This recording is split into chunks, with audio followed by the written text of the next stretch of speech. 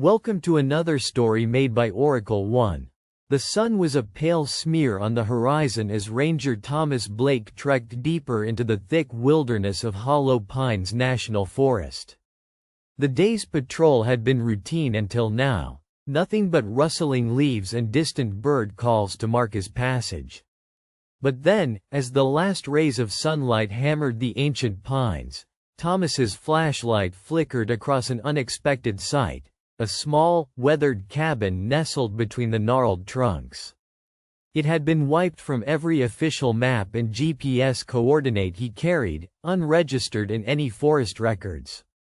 The cabin was old, its rough-hewn logs blackened by decades of rain and shadow. The roof sagged under age and moss, and the once cheerful red paint was now chipped, revealing rotten wood beneath. The windows were thick with grime and spider webs, and the door, though closed, looked fragile as if a strong wind could push it open. Thomas was not normally superstitious, but something about this cabin sent a chill straight through his spine. He checked his radio, but the signal was static, the thick forest acting like a barrier to all forms of communication. Still, his duty was clear: he needed to investigate. Unmarked shelters could be used by illegal hunters, squatters, or worse. He stepped up to the creaking door and pushed. It gave way with a groan, opening into a cramped space smelling of decay and mold. The cabin's interior was just as derelict as its exterior. Rusty lanterns hanging from splintered hooks, a broken table littered with rotted papers, and a threadbare blanket on what might once have been a bed. The shadows undulated with each flicker of his flashlight. Exploring cautiously, Thomas's eyes caught a peculiar feature. A heavy wooden door set into the back wall, its iron hinges rusted yet seemingly sturdy. There was no handle, just a small barred slot near the bottom. Intrigued and wary, Thomas knelt and peered inside the slot. That's when he heard it. A faint, trembling voice whispering through the darkness beyond. "Help me, please, free me." His heart hammered violently as he tore his gaze from the slot and looked around for any logical explanation.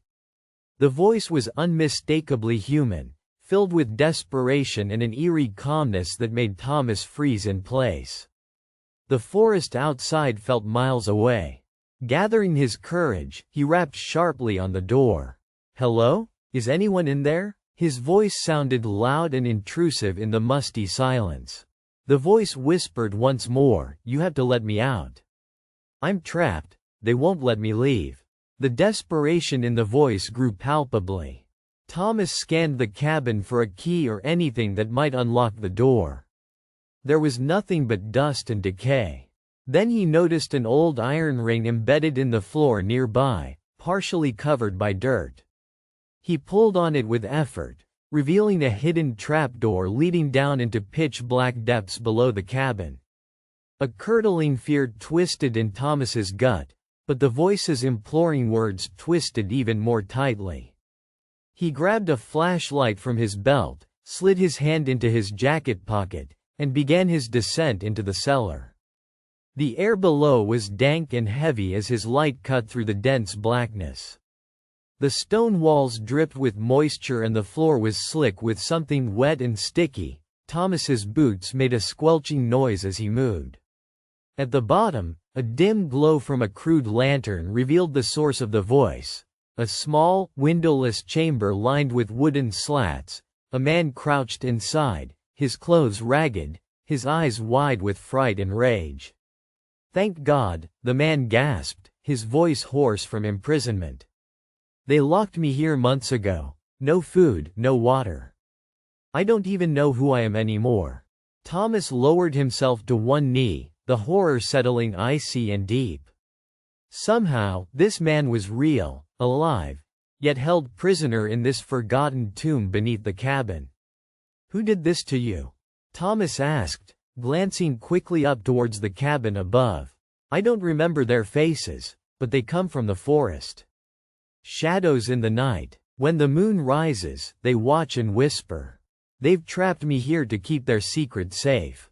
The man's eyes darted wildly, his words coming in hurried panic. Thomas's hands trembled as he pulled out his hunting knife.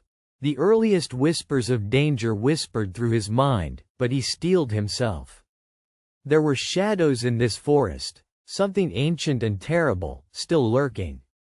But now they had crossed a line, imprisonment and possibly worse. "We're getting you out," Thomas said firmly, raising his flashlight so it peeked through the slot on the locked door. The man's fingers scrabbled desperately behind the wooden planks, trying to find a way to work some unseen mechanism. "It's stuck," he muttered. "Only they have the key." Suddenly, an unnatural chill swallowed the room as if the forest itself was breathing down their necks.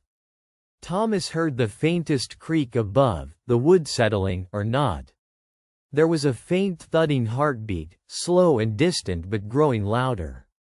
"We don't have time," the trapped man whispered urgently. "If they come, they won't just want to keep me here. They'll want to keep you too." Thomas scanned the room, his shadow flickering against the walls. The cabin above was his only chance. With a deep breath, he slammed his shoulder into the locked door. Wood cracked but held firm. Again and again he hit the door, desperation fueling his strength. Outside, the wind began to howl through the pines in unnatural patterns, the trees bending as if in agony. Thomas's radio crackled briefly, a voice coughed through the static.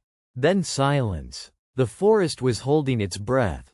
Finally, the door splintered under his blows, falling away with a crash. The man rushed out, stumbling into Thomas's arms. Together, they fled the cellar and scrambled out of the cabin, bolting into the deep woods behind it. The air outside felt different now. The forest was alive wherever their eyes dared to turn. Eyes were watching, dark, hollow, waiting, and the whispers chased them on the wind. They ran until the man collapsed, gasping, a whisper of recognition in Thomas's mind. This was no ordinary prisoner. Something was terribly wrong. His cage was not just physical, but a thin barrier against whatever horror the forest concealed. As dawn broke, the man's face twisted in agony and he vanished into a mist that rose from the earth. The wind died. The forest fell silent once again, keeping its secrets. Thomas returned to the ranger station, but no one believed his story. The cabin, the voice, and the trapped man vanished without trace. Hollow Pines had claimed another secret, one Thomas would carry in his haunted dreams forever. For more stories, like and subscribe.